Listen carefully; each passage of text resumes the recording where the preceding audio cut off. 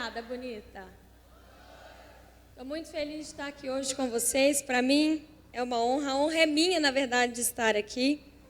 Para quem não me conhece, meu nome é Emily. Eu vou te contar um pouco da minha história para vocês se contextualizar.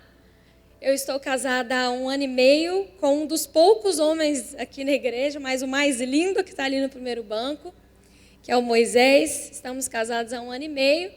E no dia 17 de março, agora, tive uma surpresa ao descobrir que eu estava grávida. Um presente de Deus que Deus mandou para a gente, uma surpresinha. Estamos muito felizes e peço que vocês sempre, a partir de hoje, me conhecendo um pouco da minha história, do Moisés.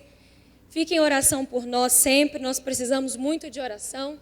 E nós somos um corpo, nós somos o corpo de Cristo. Eu intercedo por vocês, vocês por nós.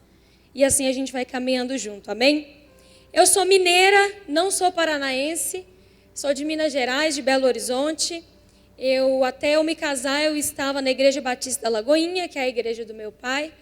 E lá eu sempre cresci com eles na igreja, nos eventos, pregando, vendo meu pai pregar, minha mãe pregar. E a minha linha não foi diferente, né, gente? E hoje estou aqui junto com meu marido, levando a palavra de Deus também. Me casei e mudei para o Paraná, estou morando aqui pertinho de vocês.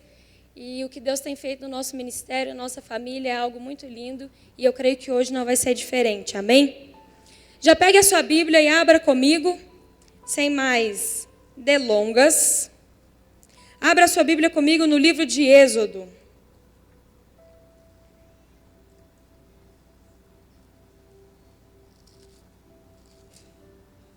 Êxodo capítulo 1 mesmo.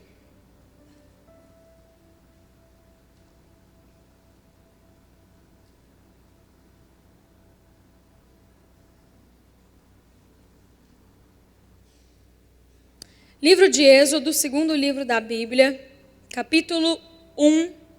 Nós vamos ler a partir do verso 15. Êxodo 1, verso 15 diz o seguinte: O rei do Egito ordenou às parteiras dos hebreus, que se chamavam Sifrá e Puá. Ele disse o seguinte: quando vocês ajudarem as hebreias a dar à luz, verifiquem se é menino. Se for, matem-no. Se for menina, deixem-na viver. Todavia, as parteiras temeram a Deus e não obedeceram às ordens do rei do Egito. Deixaram viver os meninos. Então o rei do Egito convocou as parteiras e lhes perguntou: por que vocês fizeram isso? Por que deixaram viver os meninos? Responderam as parteiras ao faraó: as mulheres hebreias não são como as egípcias. São cheias de vigor e dão à luz antes mesmo de chegarem as parteiras. Deus foi bondoso com as parteiras e o povo ia se tornando ainda mais numeroso, cada vez mais forte.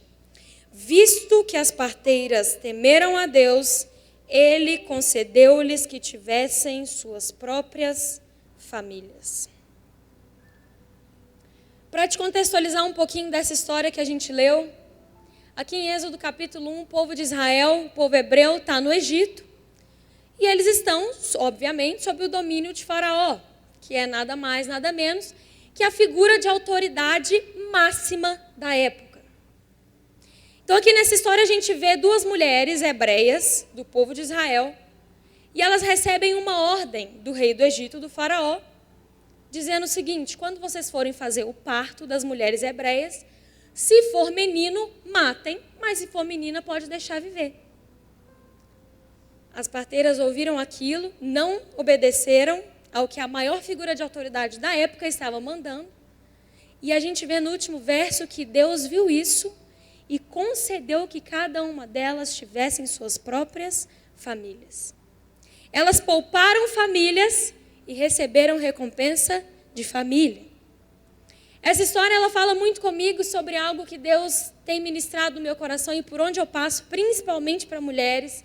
Eu tenho falado sobre isso, que é a questão da identidade. Durante a minha adolescência, gente, eu tive a minha identidade muito deturpada. muito deturpada. Às vezes por culpa minha, porque eu pequei, com certeza.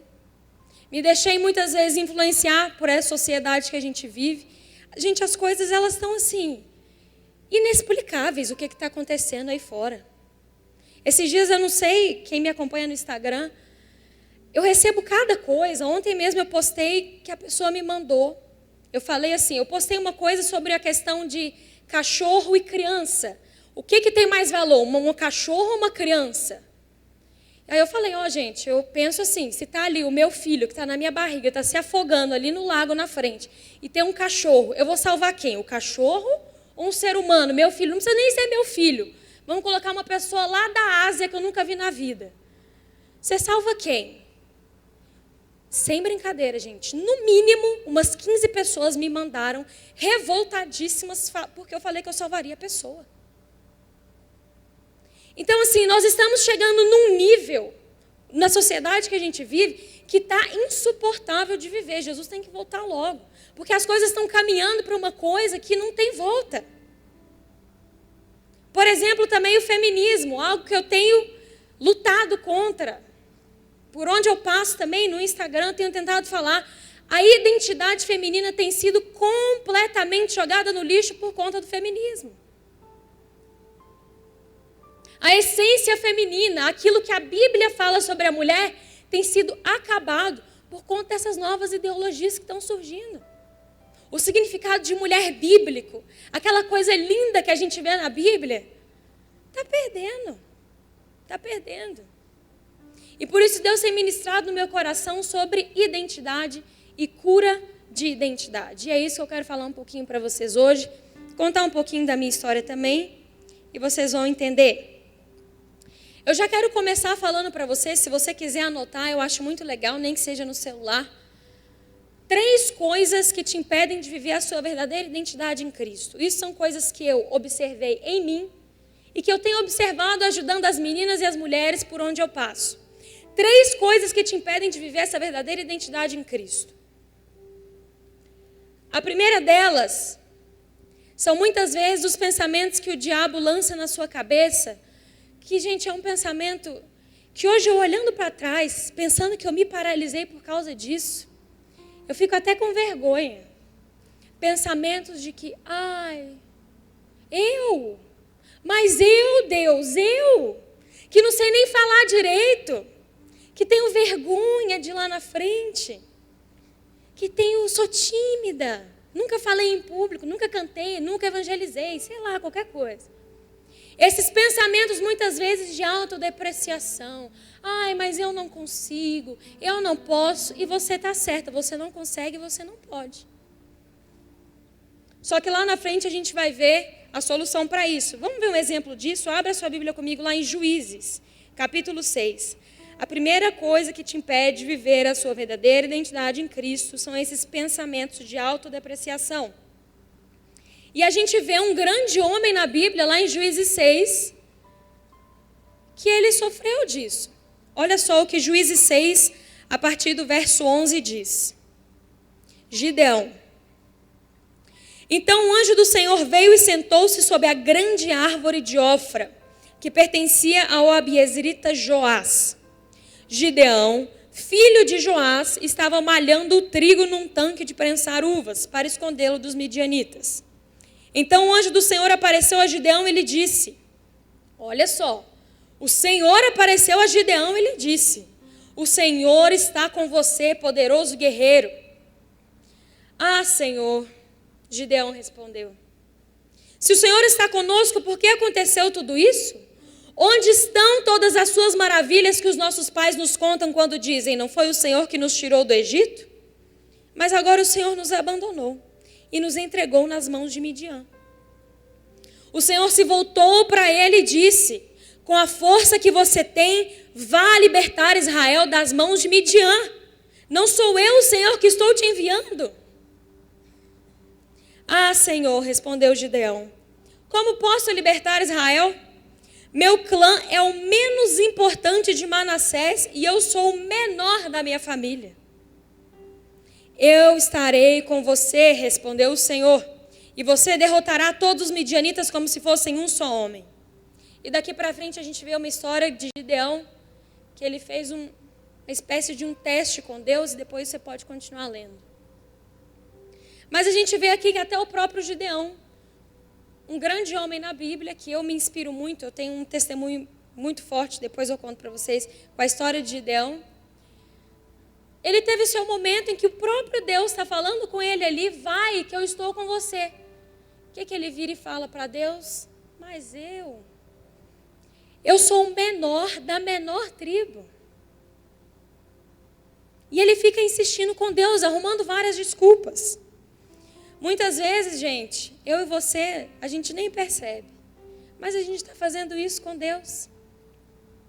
Eu tenho certeza absoluta que aqui, a maioria das mulheres aqui, já tem algo que Deus já colocou no seu coração, já tem um chamado que Deus já falou com você.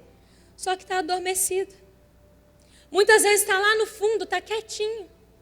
Por quê? Porque a gente inventa desculpas o tempo inteiro para Deus. É desculpa atrás de desculpa. Durante a minha adolescência eu sofri muito com duas coisas. Meu pai, ele sempre me alertou, sempre, desde que eu era criança. Ele uma vez sentou comigo e com meu irmão. E ele falou o seguinte: vocês dois vão sofrer na adolescência de vocês o que eu sofri na minha adolescência. Porque o diabo, ele não inova. Ele vai de pai para filho, de filho para pai, parece com os mesmos problemas. E foi dito e feito. Quando eu cheguei na minha adolescência, eu sofri principalmente com depressão e pornografia. Tive muito problema com isso. Hoje eu conto isso como testemunho, porque o Senhor me libertou de tudo, completamente. Mas durante a adolescência inteira eu sofri muito com isso. E sempre eu tive o que eu já sabia que eu tinha que fazer para Deus. Eu sempre tive meu chamado dentro de mim. Só que eu estagnei. Primeiro porque eu pensava que eu tinha que me libertar sozinha da pornografia e da depressão. Segundo, porque eu pensava que eu estava muito incapaz, eu não poderia trabalhar nada para Deus, tinha que ficar lá no canto e o dia que eu fosse totalmente curada, perfeita, eu poderia trabalhar para Deus. Só que um certo dia Deus falou algo comigo. Deus falou para mim, e gente, muitas vezes Deus continua repetindo isso para mim ultimamente. Muitas vezes eu tenho sentido Deus falar isso comigo, que Ele falou comigo lá na minha adolescência, Deus fala assim para mim: enquanto você ajuda a curar as minhas ovelhas, eu te curo. Muitas vezes o que a gente precisa não é ficar perfeito, porque não vai ficar perfeito. Eu hoje estou em trabalho constante nas mãos de Deus, gente. Nós somos pessoas difíceis, muito difíceis. Eu sou difícil. Só que o negócio é que a gente não pode parar por conta de desculpas. A gente não pode viver na prática do pecado. A gente tem que buscar viver longe do pecado. Mas a gente estagna no menor sinal de qualquer coisa. Eu dava desculpa para Deus, mas eu tenho depressão. Mas não sei o quê. E daí, vai e faz. É trabalhando para o Senhor que você vai ser liberta de tristeza. Não só de depressão e pornografia, mas de tristeza, de falta de perdão, de mágoa, de raiva, de ressentimento. Enquanto você ajuda a curar as ovelhas do Senhor, Ele cura você, amém? A segunda coisa que te impede de viver a sua verdadeira identidade em Cristo é a comparação. E aqui eu faço um grifo, porque aqui só tem mulher. E eu sei que mulher se compara, gente, um tanto. Eu sofria muito com isso também. Muito, muito. Eu abria o Instagram e eu via aquelas mulheres assim, parecendo perfeitas. Não só com a beleza perfeita, mas parecendo aquelas pessoas com a vida perfeita. Parecendo que não tinha um problema. E muitas vezes eu questionei o Senhor, eu falei: Deus, por que parece que essas pessoas, que muitas vezes até blasfemam do teu nome, estão com a vida parecendo tão boa? E a resposta lá no Salmo 73. Todo mundo tem que abrir. Abre comigo lá no Salmo 73. Olha o que Asaf diz sobre a comparação. Salmo 73, a partir do verso 1.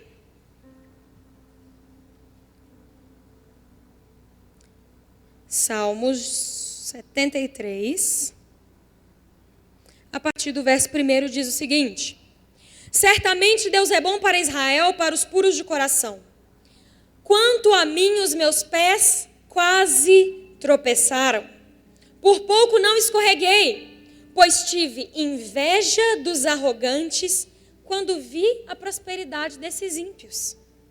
Eles não passam por sofrimento e têm o corpo saudável e forte. Estão livres de todos os fardos e não são atingidos por doenças como os outros homens. Olha o questionamento de Asaf.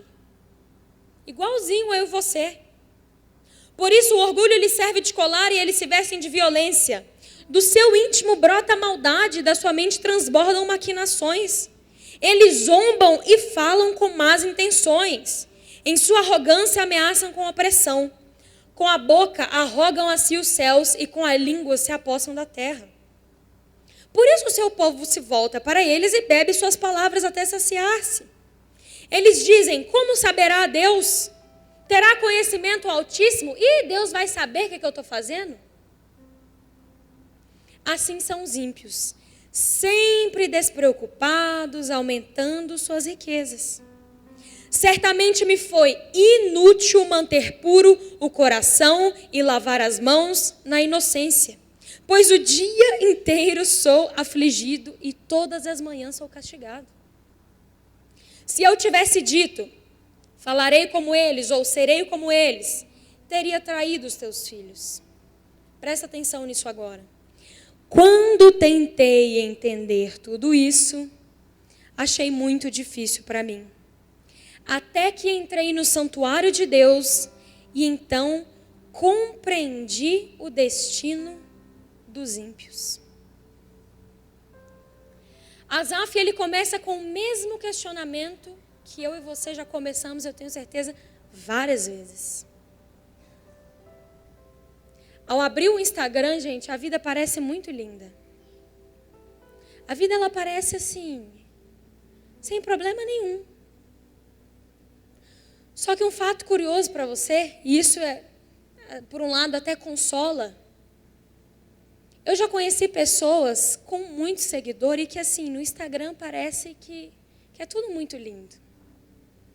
Quando você vai ver, a família da pessoa está arrebentada. A pessoa está para divorciar. Os filhos, sabe-se lá onde estão. Está com depressão, com vontade de morrer, só que está com milhões de seguidores e com aquela vida linda no Instagram.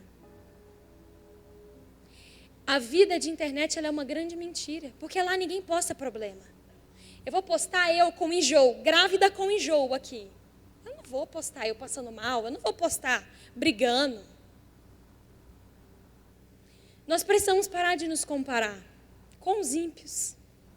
Porque a conclusão que Asaf chega é que o destino deles é totalmente diferente do nosso. Se eu e você sofrêssemos problemas todos os dias, 24 horas, a cada dia você levanta, tem um problema diferente sério, sério mesmo. Ainda assim valeria a pena. Sabe por quê? Porque a sua eternidade é ao lado de Cristo. A desse povo, o máximo que eles têm, muitas vezes, é de lamentar, gente, e é de nos despertar para ir ganhar essa geração. O máximo que eles têm é essa vida para aproveitar. Eu e você, nós temos a eternidade. Apocalipse fala que no céu, lá, não tem nem luz, porque o próprio Cordeiro incendeia todo lugar. Imagina um lugar onde Cristo é a própria luz.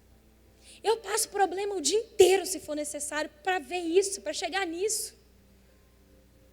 Nós precisamos criar essa mentalidade. A nossa vida não se baseia aqui na terra. Não está tudo aqui, não é tudo aqui. A nossa vida está só começando. Para de se comparar com os ímpios.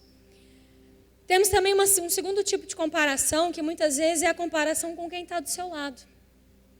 É com quem está aqui na igreja, é com o irmão do louvor, o irmão da portaria.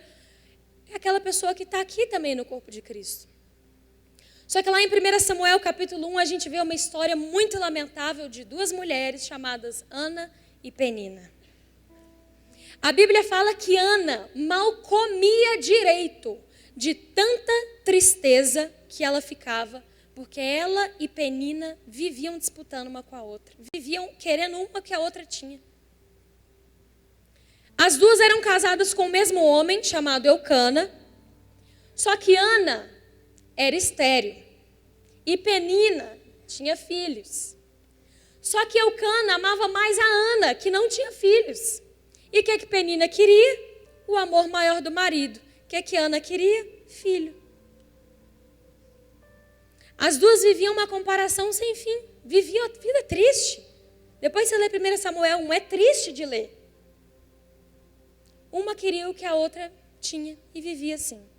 A ponto de Ana chorar muito, e depois a gente vê que ela vai ao templo e implora a Deus por um filho, e vem Samuel. A terceira e última coisa que te impede de viver a sua verdadeira identidade em Cristo é o medo. O medo, ele paralisa muito, gente. Muitas vezes o medo do que vão pensar de mim. O medo do que vão falar de mim. O medo do que vão fazer para mim. Eu tenho visto que o medo tem parado muitas mulheres em coisas que antes não parava. Hoje eu recebo muitas mensagens, gente, acredite nisso, de muitas mulheres falando assim: Mimi, eu tenho medo de ter filho, porque o mundo está muito mal. Eu tenho medo de casar, eu tenho medo... Mas espera aí, gente. Medo de algo que é lindo, medo de cumprir o chamado. Como assim medo de cumprir o chamado? Eu sei que é difícil, mas por que medo? O medo tem paralisado muitas mulheres em várias áreas, gente, em várias áreas. Mulheres completamente travadas, porque tiveram uma decepção amorosa e hoje não conseguem nem olhar na cara de um homem. Infelizmente. Só que o medo, ele para os propósitos de Deus na sua vida. Você não vai viver no seu máximo potencial nas mãos de Deus enquanto você viver com medo. Enquanto eu não falei, Deus, eu sei que não é fácil, eu sei que não vai ser fácil cumprir o meu chamado, mas eu deixo de lado o meu medo e eu vou. Muitas vezes pode ser falta de fé. Às vezes o medo, ele vem porque a gente não está com tanta fé. Só que fé, gente, a gente não vê o que vai acontecer. Eu não consigo saber o que vai acontecer comigo amanhã. Se Deus manda eu e o Moisés, sei lá, para o outro lado do mundo, eu não sei, a gente não sabe. Só que eu vou indo. Vou seguindo as ordens. Só que o medo não pode me parar, porque aí o chamado de Deus na minha vida vai morrer. E na sua também. Então nós falamos dessas três coisas que te impedem de viver a sua verdadeira identidade em Cristo. No lugar dessas, nós falamos primeiro de pensamentos de autodepreciação. Não sou capaz, não consigo. No lugar da autodepreciação, o que você tem que fazer é parar de focar na sua força. Porque realmente a sua força, ela te decepciona muito. Eu já tentei, gente, viver o que Deus tinha para mim, tentando com o meu talento, tentando com aquilo que eu conseguia treinar. Não, eu vou na força do meu braço, eu quero falar bonito, eu quero agir bonito. E quando eu tentava fazer isso, na minha força falhava. Foram as piores vezes que eu preguei, foi quando eu falei, não, eu consigo, porque eu sou boa, eu falo bem, eu não sei o quê. Foram as piores, porque o foco estava na minha força. Às vezes eu nem consegui cumprir o chamado de Deus, nem deu certo, porque eu foquei em mim. E não na força que Deus poderia me capacitar para isso. Então, no lugar dos pensamentos de autodepreciação, foque no poder de Deus e não na sua força. Nós falamos em segundo lugar da comparação. No lugar da comparação, entenda que enquanto você só enxerga erros, defeitos, Deus, ele vê em você possibilidades. Muitas vezes, gente, quando eu me vejo mais tocada pelo Espírito de Deus é quando eu estou muito fraca. Quando eu falo assim, olha Deus, eu não tenho força nem para levantar dessa cama. É aí que eu vejo a intervenção do Espírito Santo. Quando eu falo que eu não consigo. Quando eu falo que não tem jeito. Quando eu paro de me comparar. Falo, ó Deus, realmente não tem jeito. Agora intervém, não tem jeito. É aí que o poder de Deus entra em ação. Quando eu paro de olhar para o outro e no que o outro está fazendo e focar em mim, focar no poder de Deus. Pare de olhar para o que a sua irmã está fazendo. Não importa, o corpo de Cristo ele é assim. Você já viu um corpo só de mão? Você já viu um corpo só de pé? Só de cabeça? Um corpo, ele precisa da cabeça, do tronco, dos braços, da mão, do dedo, do pé, da perna. Do dedinho do pé. Se eu hoje perder meu dedinho do pé, eu vou ter que reaprender a andar direitinho ainda. É pequenininho, mas faz diferença. E assim é o corpo de Cristo. Por mais que você pense, eu sou tão pequenininho, ou eu sou tão grande. Faz parte, tem que ser o corpo de Cristo, todo mundo diferente, seguindo um único alvo, que é Cristo. Então pare de se comparar, porque é isso que é o bonito corpo de Cristo. Vários membros, várias funções, seguindo um único caminho. E a terceira coisa que nós falamos foi o medo. E do medo eu me lembro de uma história muito, muito triste, para mim uma das mais tristes da Bíblia, que é de uma mulher, que ela não teve nem assim a honra de ter o seu nome escrito, porque ela teve medo. A mulher de Ló, gente, Deus já tinha salvado ela e a família dela. Eles já tinham saído da cidade que ia ser destruída pelo fogo.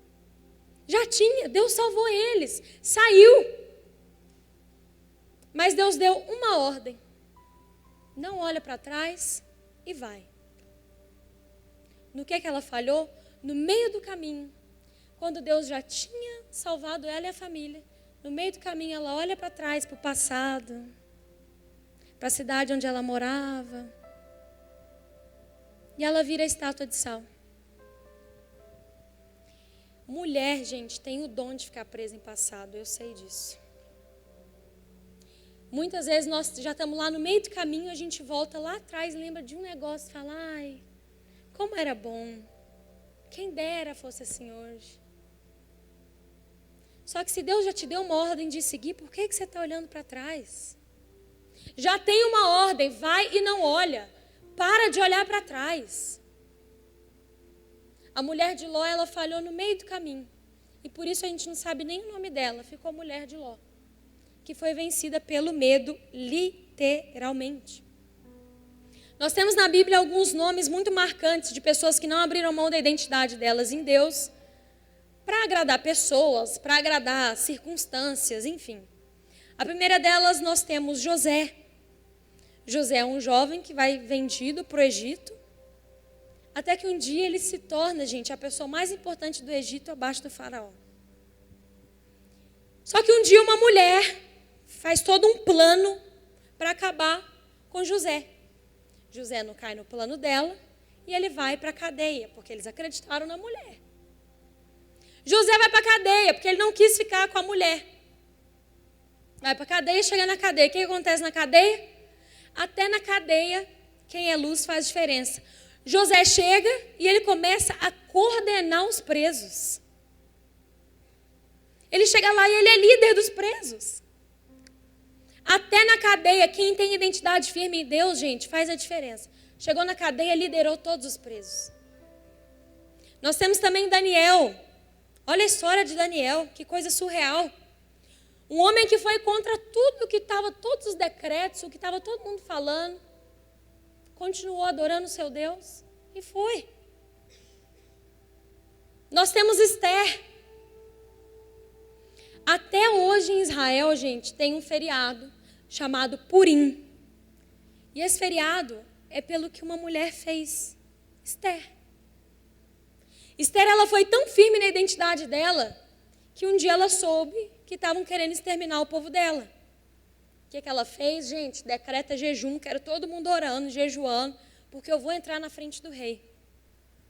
E eu vou clamar pela gente, vou falar. Esther vai, entra na frente do rei sem ser chamada, podendo ser morta por isso, e fala com o rei. No fim das contas, Esther salvou um povo inteirinho de um extermínio. Porque uma mulher corajosa não teve medo e foi.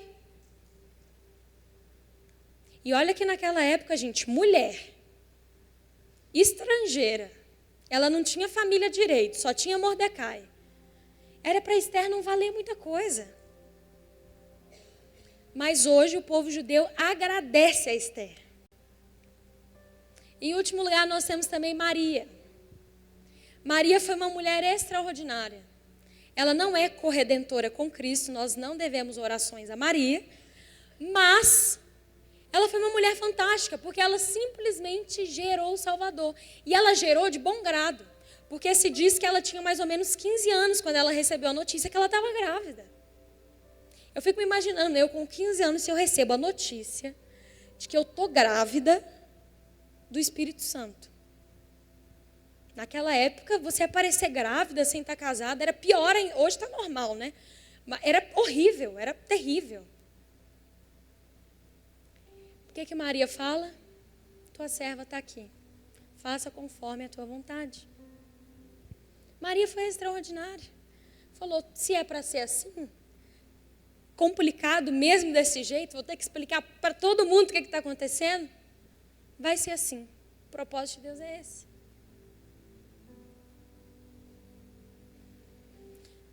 Para encerrar, só contar um pouquinho para vocês.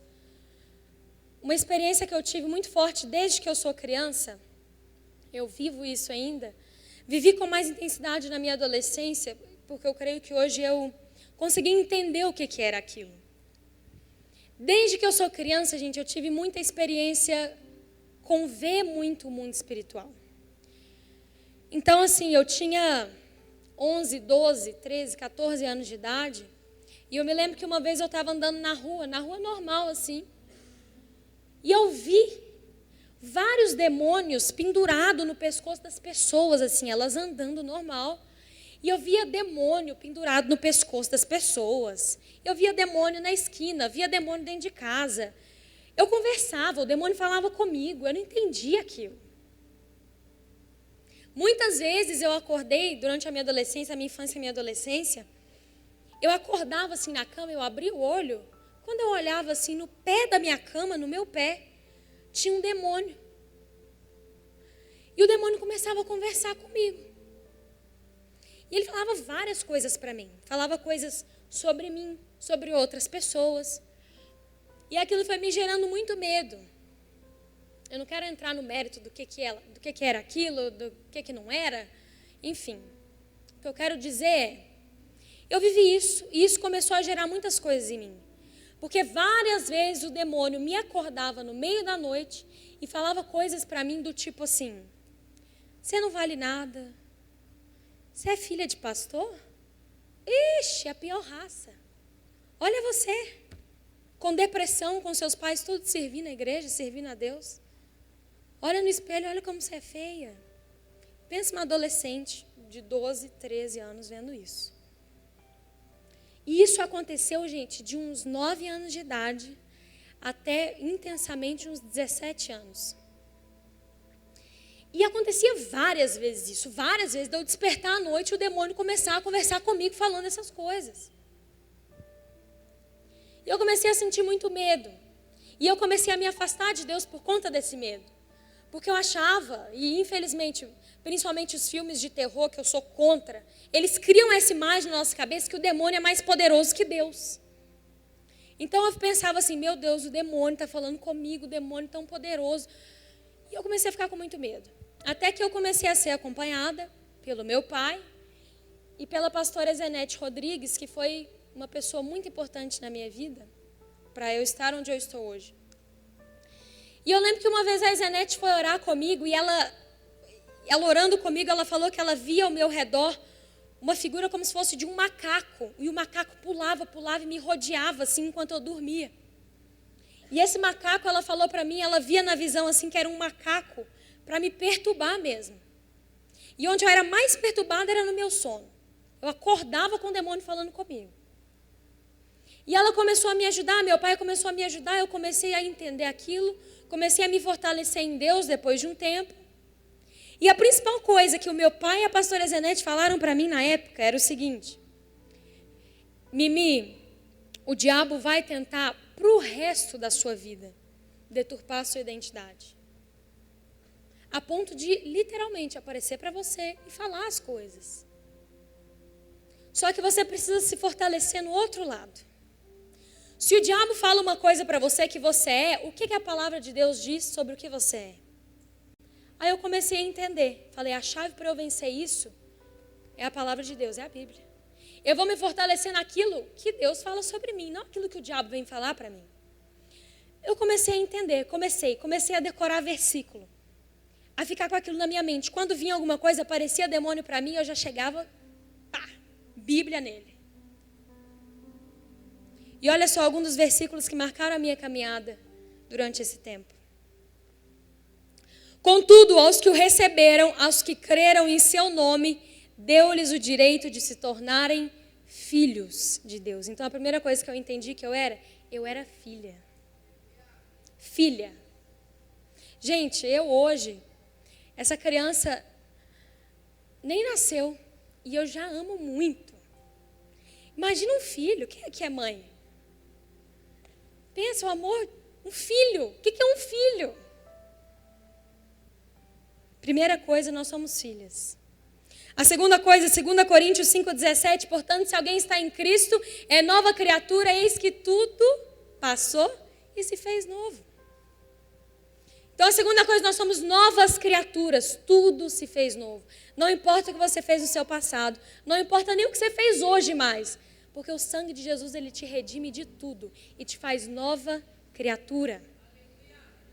A terceira coisa, 1 Pedro 2,9, vocês, porém, são geração eleita, sacerdócio real, nação santa, povo exclusivo de Deus, para anunciar as grandezas daquele que os chamou das trevas para a sua maravilhosa luz. Povo exclusivo de Deus. Esse para mim é o mais lindo. E a última coisa, que é o que, inclusive eu sempre me lembro, impulsionou o ministério do meu pai. Quando meu pai viu esse versículo, foi quando ele começou tudo. E hoje esse versículo ele é muito forte para mim, já era, hoje é mais ainda por eu estar grávida, eu acho. Mas pensa isso sobre você agora. Olha isso, Jeremias 1,5. Antes de formá-lo no ventre, eu o escolhi. Antes de você nascer, eu o separei e o designei profeta às nações. Como que a gente imagina, gente, um Deus que já tem um plano para essa criança que nem nasceu? Já tem uma história inteira escrita. Era assim com você e comigo. Antes de nascer, ele já tinha toda uma história escrita. Ele já amava, antes da gente nascer. Para encerrar, eu quero contar 2 histórias que eu vivi. Eu sou testemunha, gente, ocular do que eu vou contar. O ano de 2019 eu fui para um campo missionário na Jordânia. Quem me conhece sabe que desde criança eu tenho um chamado muito forte para o Oriente Médio, especificamente para Israel. E aí eu fui, a Jordânia faz fronteira com Israel, e eu fui com o objetivo de ir conhecer alguns missionários lá na Jordânia, e também de ir e voltar em Israel, conhecer projetos em Israel também. Enfim, fui.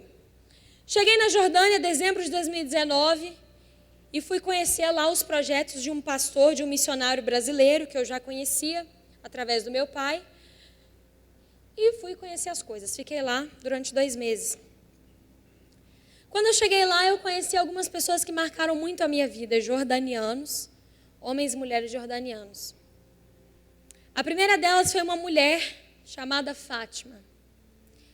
Essa mulher, a gente não sabe, eu não sei o nome verdadeiro dela, porque lá, por conta da perseguição à igreja, eles chamam as pessoas da igreja de outros nomes, para não chamar do nome verdadeiro. E aí chamava essa mulher de Fátima, eu chamava essa mulher de Fátima. E eu comecei a observar essa mulher, porque todo dia eu ia numa casa, que eles tinham uma casa social lá da igreja, que eles recebiam e acolhiam as mulheres muçulmanas que se converteram a Jesus. Então era um trabalho muito legal. Todas as mulheres que eram muçulmanas e se converteram a Jesus, elas podiam ir lá nessa casa e elas faziam devocional todos os dias juntas, elas oravam juntas, elas cozinhavam juntas, costuravam juntas, é bem legal aquilo. E aí eu comecei a ir lá todos os dias para ver como que era, e eu observei que essa mulher, ela ia. Só que ela chegava lá de um jeito diferente das outras. Essa mulher, ela chegava lá um comportamento meio estranho que eu comecei a reparar todos os dias.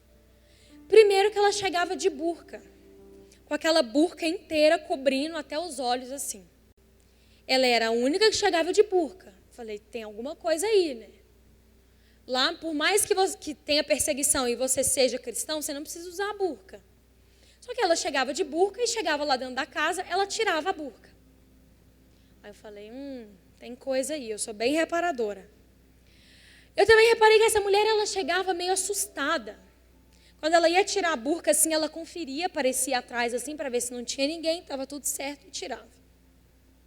Até que eu fui perguntar para a pastora Débora, a pastora de lá, e eu falei, Débora, essa mulher, ela chega assim, assim, assim, e isso não está normal. Qual que é a história dessa mulher?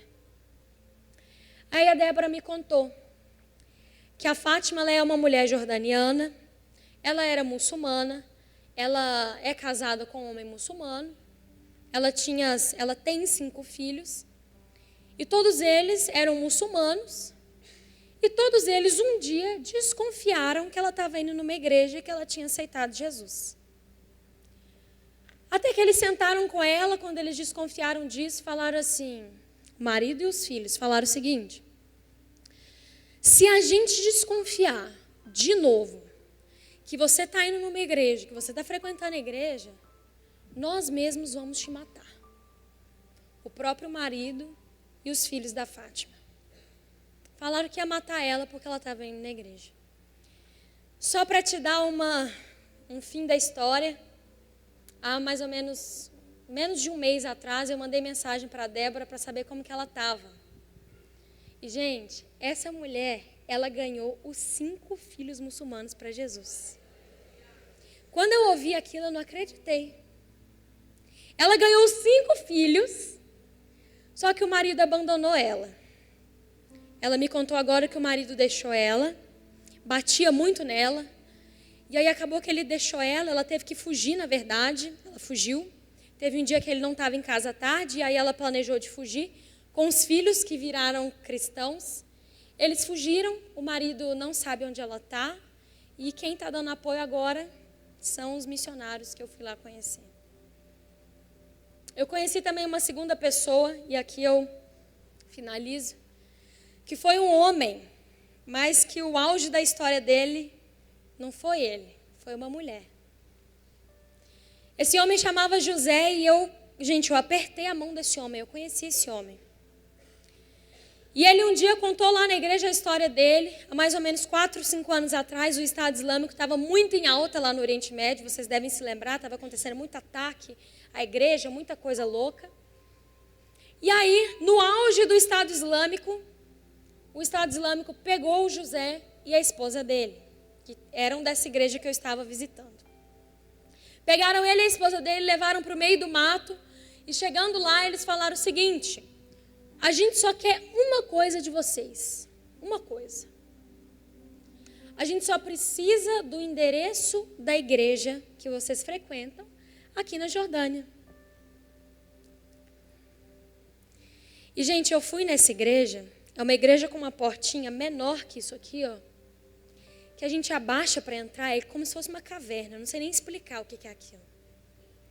E a porta da igreja, ela é toda marcada de tiro. É cheio de furinho assim, sabe? E eles pediram o endereço da igreja. Só que o José falou assim, não, eu não vou passar. A esposa dele falou, não, não vou passar. Eles começaram a torturar os dois. O José contou que arrancaram todas as unhas deles, das mãos, dos pés. Eles pegavam um saco de pano, colocavam barata e rato dentro, fechavam na cabeça deles por horas, por dias. Eles ficaram dias. E eles ficavam lá com o saco, com barata, com rato, preso na cabeça. Fizeram de tudo, gente. Tirando outras coisas que eu não tenho coragem de contar, que ele contou. Que são coisas assim, não tem nem como falar, as torturas. Até que torturaram um cristão com a identidade muito firme, 2 cristãos. Não cederam. Só que aí teve uma hora que um dos radicais islâmicos falou o seguinte, olha, a gente já fez de tudo, então agora é o seguinte, se vocês não passarem o endereço da igreja, a gente vai estuprar você, José, na frente da sua esposa e ela na sua frente, durante 24 horas, um na frente do outro, com vários homens aqui do Estado Islâmico. Quando falou isso, o José, o marido, pensou, vou colocar a minha esposa nisso. Até que ele falou, eu vou falar o endereço. Quando ele abriu a boca para falar o endereço, uma mulher de identidade firme em Cristo virou lá de trás e falou o seguinte, José, se você passar o endereço da igreja, você está traindo a noiva de Cristo e você está me traindo. Não passa o endereço. Se você trair a noiva de Cristo, você está me traindo. Os dois foram estuprados, um na frente do outro. E não é estupradinho não, gente. Foram estuprados 24 horas. Vários homens estupraram ela na frente do marido e ele na frente dela durante 24 horas. Quando eu voltei de lá, eu me senti um lixo como mulher e um lixo como cristã. Porque eu vivo num país totalmente livre, em que muitas vezes eu tenho vergonha, a gente tem vergonha de carregar um livro desse debaixo do braço na rua. Muitas vezes a gente tem vergonha de usar uma camiseta com o nome de Jesus. E eu falei, eu não presto nada, nem como mulher, nem como cristã. E, gente, nós moramos num país que ainda, você tem liberdade para você vir num culto. Sabe qual que é o sonho daqueles irmãos jordanianos que eu conheci? É poder vir num culto sem ser escondido, igual eu e você aqui. É poder vir no culto e poder ajoelhar, poder andar com a Bíblia na rua, só isso. O que pra gente é tão básico, que pra gente parece tão normal, a gente até acostumou. Eu quero orar nesse momento, fique de pé no seu lugar.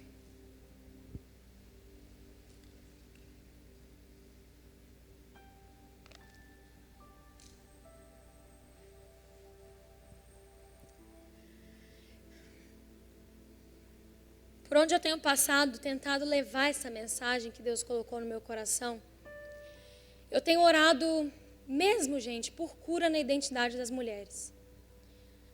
E não só por cura na identidade, mas para que uma nova identidade, mais radical e mais louca por Jesus, possa nascer no lugar. E eu não vou ficar enrolando, já estamos com o tempo aí. Eu queria que viesse aqui na frente mesmo, mas isso é um ato público de fé. Isso é para quem tem coragem. Você que fala assim, eu cansei de muitas vezes os meus traumas, a minha identidade muito deturpada, eu estou estagnada no meu chamado, meu casamento está horrível, meus filhos eu não sei nem o que fazer, eu estou arrebentada. Ou você que está bem, parece que está tudo bem, mas você acha que você ainda precisa de uma cura em alguma coisa na sua identidade. E se você quer, no lugar, ser uma nova criatura, sair dessa porta para fora, gente, botando para quebrar para Jesus. Vem aqui na frente agora que nós vamos orar e venha rápido.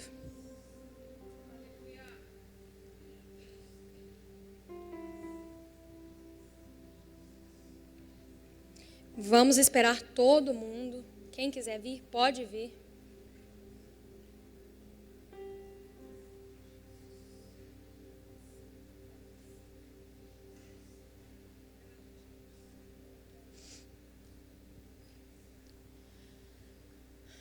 Se tem alguém que quer vir, vem agora. Nós vamos orar.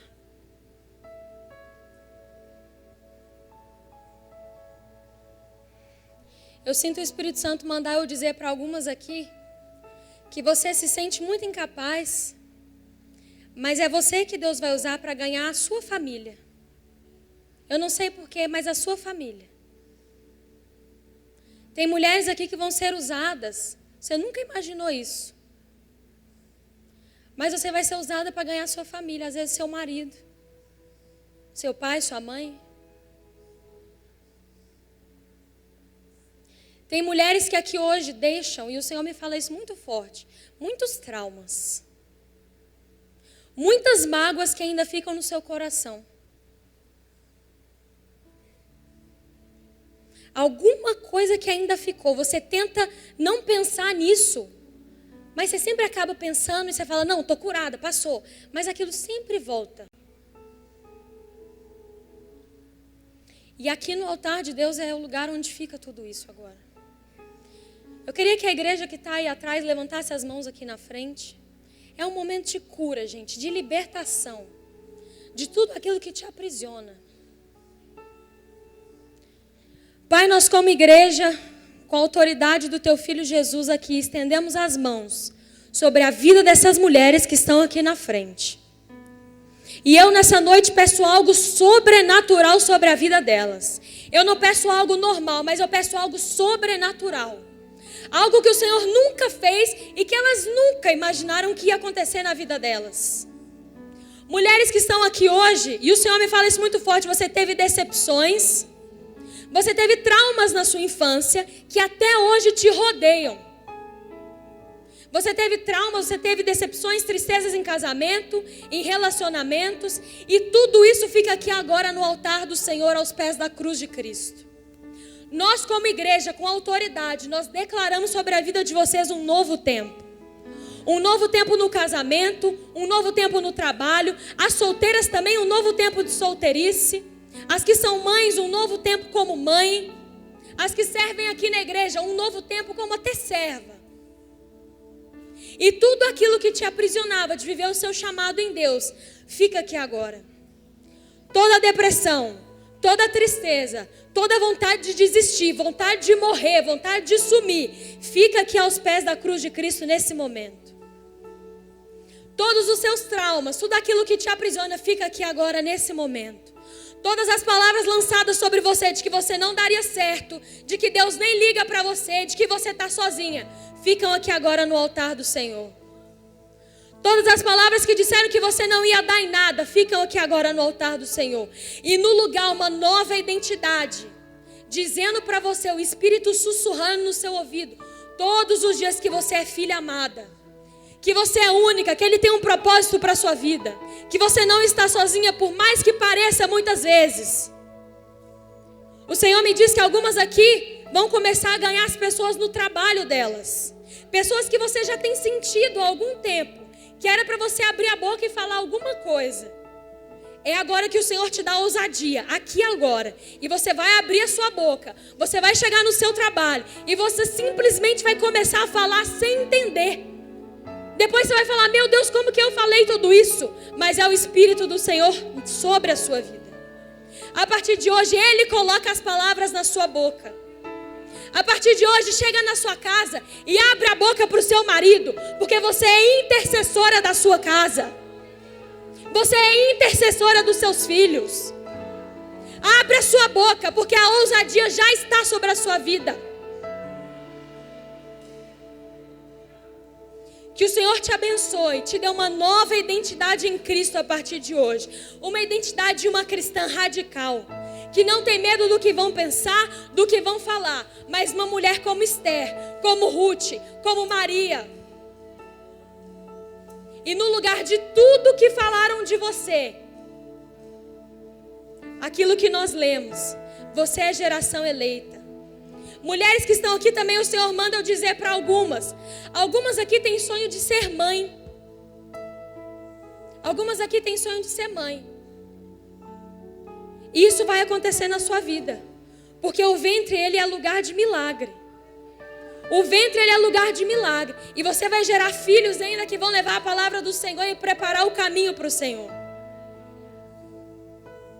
Que o Espírito Santo abençoe vocês e capacite com uma ousadia que vocês nunca tiveram na vida de vocês. O Espírito do Senhor está sobre cada uma de vocês. E a partir de hoje, vivam uma nova identidade em Cristo. Em nome de Jesus. Em nome de Jesus. Amém. Amém.